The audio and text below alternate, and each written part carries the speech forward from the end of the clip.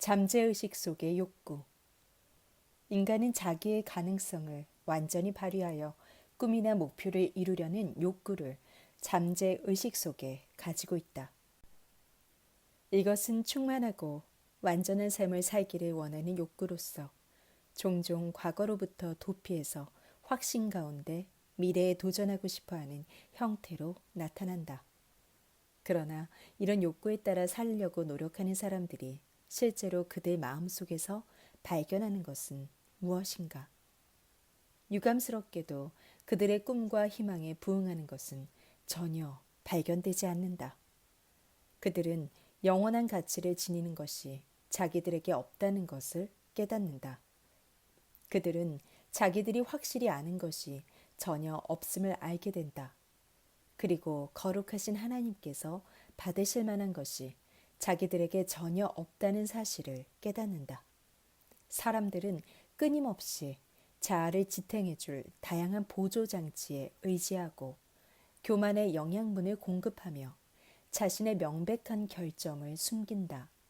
어떤 사람들은 교육을 계속받으면 인간의 잠재적 가능성과 실제 인격 사이의 간격이 좁아질 것이라고 믿는다. 그래서 어떤 이는 사상을, 또 다른 이는 문화를 의지한다. 그리고 어떤 사람들은 조상의 혈통과 자연 환경과 가정 환경에 의지하여 인간을 개선하려고 노력한다. 그러나 조상을 자랑하고 목에 힘을 주면서 국가나 문화의 우월성을 내세운다고 해서 인간의 본성이 바뀌는 것은 아니다. 인종적, 문화적, 교육적 우월성에 관계없이 우리 모두는 똑같은 인간일 뿐이다. 내 본성에 관한 한 나는 아무것도 아니다. 나는 내 자신에 대해 아무것도 알지 못한다.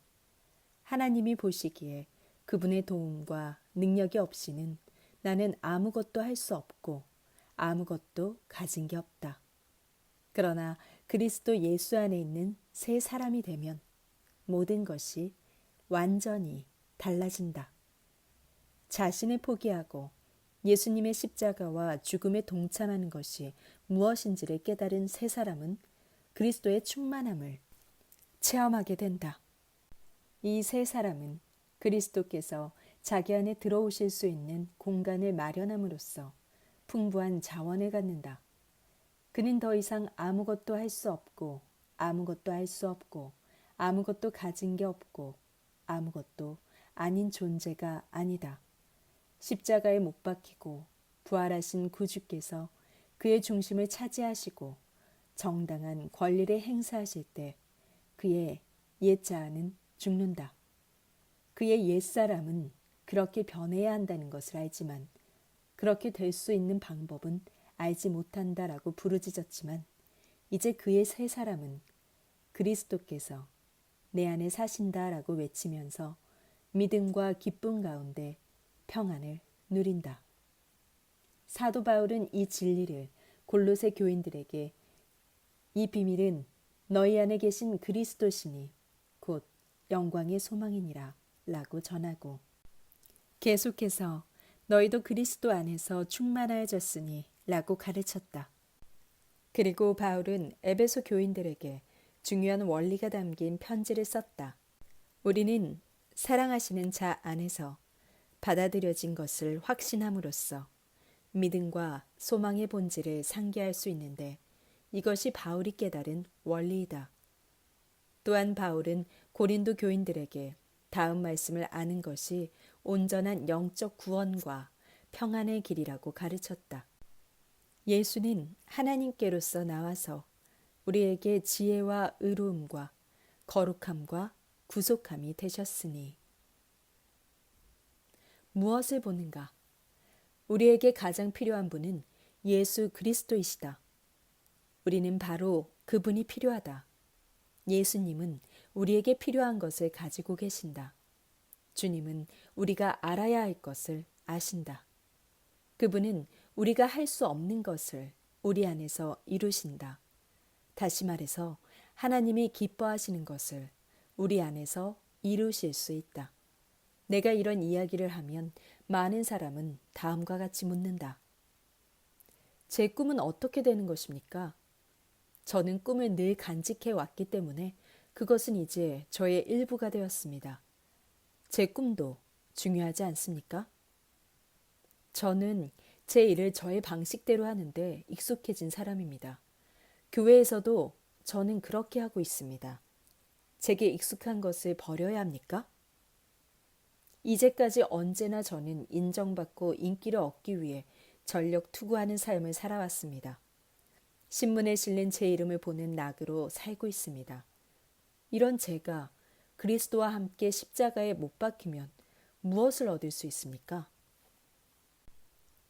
당신이 그리스도와 함께 십자가에 못 박히면 새 언약의 중보이신 그리스도, 영광, 열매 맺음, 내세, 온전하게 된 의인들의 성품, 영원한 언약의 피, 셀 수 없을 정도로 많은 천사의 무리, 제일 먼저 태어나신 분의 교회, 그리고 거룩한 하나님의 도성, 새 예루살렘이 당신에게 주어진다. 이런 모든 것이 주어지기 전에도 당신은 이 땅에서 사랑과 기쁨으로 충만하여 그리스도와 인류를 위해 봉사할 수 있는 특권을 누릴 수 있다. 이런 모든 것이 하나님께서 사랑과 지혜 가운데 사람들을 위해 예비하신 은혜로운 계획임을 알라. 하나님은 당신을 너무 사랑하기 때문에 당신이 목에 힘을 주고 뽐내며 걸으면서 자기 중심주의를 키우고 당신의 자아를 가꾸는 일을 계속하도록 허락하지 않으신다. 하나님은 자신의 자녀들이 그런 이기적인 삶을 사는 것을 결코 용납하실 수 없다. 그렇기 때문에 그리스도께서 우리 안에서 그분 자신을 온전케 하고 새롭게 하기 위해 우리 안에서 일하신다. 또한 그렇기 때문에 그리스도께서 이 세상에 와서 우리와 함께 거하시고 우리를 위해 피 흘리신 것이다. 우리가 얼굴과 얼굴을 대하여 하나님을 보는 날까지, 그분의 이름이 우리의 이마에 기록되는 날까지 그분은 그분의 소중한 자녀인 우리 안에서 그리스도의 형상을 이루는 일을 결코 쉬지 않으신다. 그날에 우리는 정말로 하나님을 닮을 것이며 그분이 계신 그대로 그분을 볼 것이다. 그 은혜로운 날에 우리는 그분에 의해 지옥에서 검진받았기 때문에 기뻐하는 것이 아니라 그분이 우리를 새롭게 하셨기 때문에 기뻐할 것이다. 다시 말해서 우리는 하나님께서 우리의 옛 자아를 끝장내시고 그분의 아들의 아름다운 형상을 나타낼 수 있는 새 사람을 우리 안에 지으셨기 때문에 기뻐할 것이다. 이런 놀라운 하나님의 계획에 비추어 볼 때 당신은 그리스도의 아름다운 형상이 날마다 삶 속에서도 나타나도록 해야 한다. 그렇지 못하다면 당신은 그리스도인으로서 마땅히 있어야 할 곳에 있는 것이 아니다. 당신은 이렇게 물을지 모르겠다. 그렇다면 우리의 삶과 성품이 도대체 어느 정도까지 변해야 합니까? 한 가지 분명한 사실은 자신을 들여다보면서 하나님, 이제 다 이루어진 것에 감사합니다. 주께서 제 안에 완성된 형상의 서명을 하셨습니다. 저는 제 안에서 예수님을 봅니다. 라고 감사한 사람이 지금껏 단 한 명도 없다는 것이다. 앞으로도 없을 것이다. 누군가 그리스도를 닮게 되었다 할지라도 그는 그것을 알지 못할 것이다. 그의 사랑과 희락과 화평과 오래 참음과 자비와 양선과 충성과 온유와 절제로 충만하다 할지라도 그는 그것을 알지 못한다. 왜냐하면 변화되어 하나님을 닮은 사람은 겸손하기 때문이다. 모든 사람이 이런 사람을 가리켜 저 사람은 하나님의 사람이요 그리스도의 증인이다 라고 말할지라도 그는 끊임없이 노력하면서 전진할 뿐이다. 다시 말해서 사람들에게 자기를 위해 기도해 달라고 부탁하고 눈물로 성경을 읽으면서 다음과 같이 기도할 것이다.